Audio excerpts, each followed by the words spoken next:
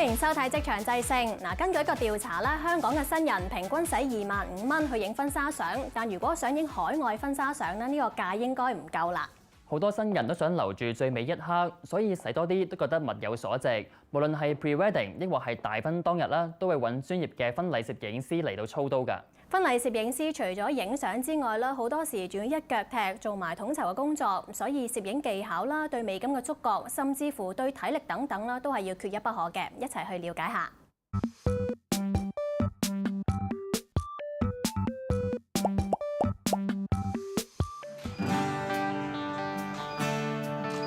好 enjoy 呢樣嘢，因為其實都係辛苦嘅婚禮呢樣嘢。咁但係好有 passion 去影佢哋個最開心或者最感動嘅時刻咯。其實我哋個內心咧，好多時都係比佢更加緊張嘅，都想佢哋個婚禮嗰個流程咧係暢順。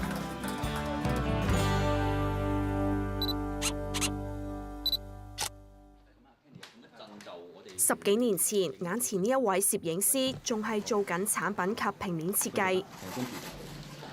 到今時今日，對攝影嘅熱愛令佢擁有自己嘅團隊、自己嘅公司。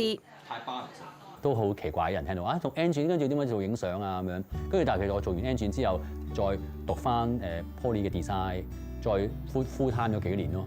咁跟住其實期間不斷學影相嘅，但係發覺做下，咦原來係影相都係我自己最終嘅興趣。咁同埋嗰陣時啱啱過年歲啦，身邊嘅朋友開始結婚啦，咁呢啲朋友知道我中意影相嘅，咁啊不如幫我試下影下啦咁樣，咁就慢慢儲咗班客咯。由兼職到全職做攝影，性質上好似同以往嘅設計工作冇乜關係，但設計嘅經驗能夠提升攝影師嘅藝術觸覺。其實自己都學緊嘢咯。攝影呢行其實婚禮呢行其實不斷咁轉變緊啦，即係我自己都要去追緊翻貼緊翻而家呢個時代做緊啲乜嘢，咁去用翻我嘅經驗同埋我個 art sense 微調啦、轉變啦，去迎合翻個市場，但係又可以不失我自己嘅風格咯。睇多啲戲啦，係啦，睇多啲戲會知道嗰個影婚攝或者影婚紗都係啦，一個 interaction 嚟㗎嘛。其實戲都係男女主角或者同其他配角之間嘅互動啦。婚紗攝影嘅過程，互動係重點，所以影相前嘅溝通好重要。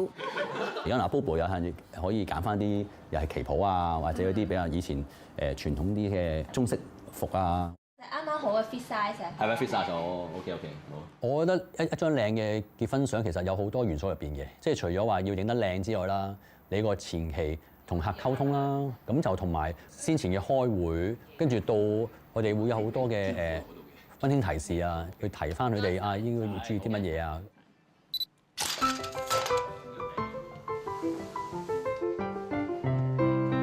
我企後少少，上面係啦，係啦。呢一輯 pre-wedding 嘅主題唔使多講，一睇就知係中國風。係嗰隻硬腳。男主角仲當場大顯身手。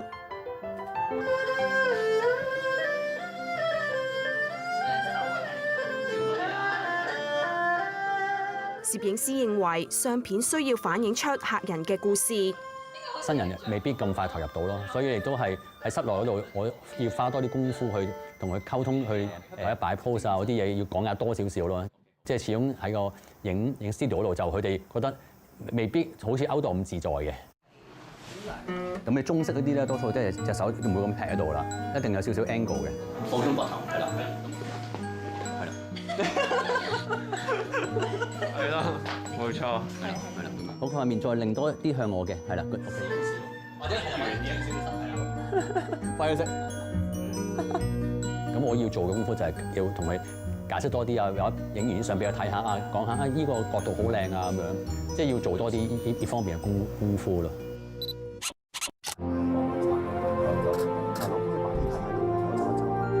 喺 studio 影輯相，攝影師要做嘅準備已經咁多，更何況係婚禮當日。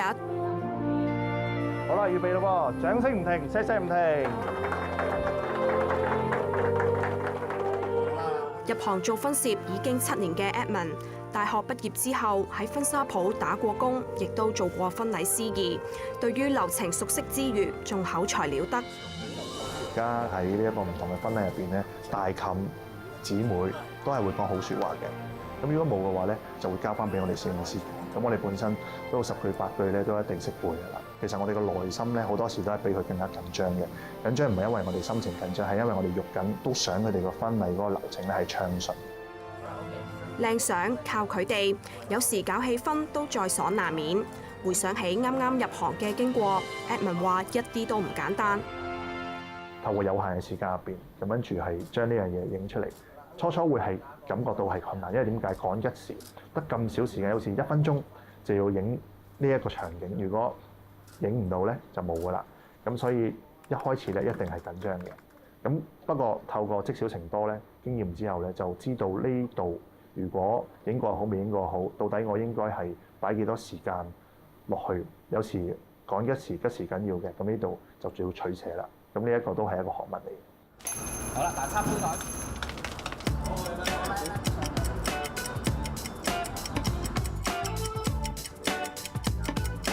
喺飲宴嘅過程入面，攝影師要保持警覺，捕捉珍貴嘅一刻。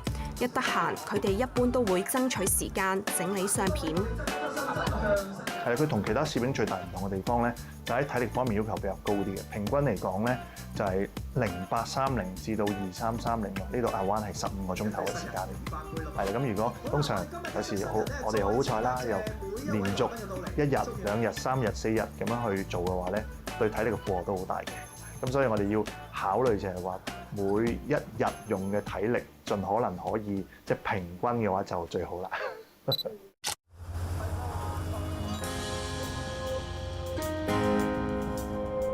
體力要求要有幾高？而家嘅婚禮形式多元化，上山下海已經唔係新鮮事。而出外景，攝影師要顧及嘅嘢就特別多，最重要就係識執生。喺船影同埋喺地下影又好唔同喎，所以頭先因為個陽光問題啊，同埋嗰個背景啱啱唔係好靚，所以我就要求船家不如轉一轉個位置啦，影一個靚啲嘅海景啊咁樣，同埋就翻個光線，唔會話令到塊面個光唔靚咯。所以就呢樣我控制到啦，所以就同入船嗰邊去夾翻呢樣嘢咯，咁令個效果好啲，係啦。不如咁咯，我影幾張唔要頭紗先啦，不如，因為佢頭比較會遮到個樣。黑埋眼先啦，我數1、2、3就擘大眼好嘛？黑埋眼先 ，OK， 準備好，係啦 ，OK， 好準備啊！拍攝當日天氣唔錯，已經減低拍攝難度，但係要作品完美，單靠天氣當然唔夠。做婚禮攝影師就係要同好多唔同 party 去配合得好緊密咯，尤其化妝師啦，就配合翻個新娘嗰時個妝啦，同埋個 set 頭頭先咁樣，因為講啱啱個時間佢假如再唔影嘅話咧，佢就會換另一個個髮型嘅。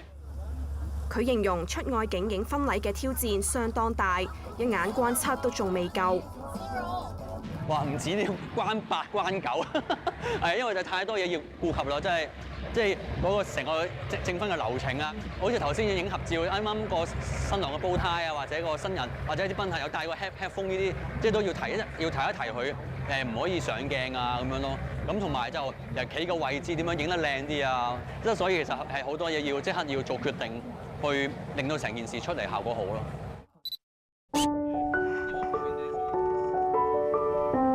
除咗接本地婚禮攝影，唔少新人都中意到海外影 pre-wedding 或者搞婚禮。對於攝影師嚟講，更加係一大考驗。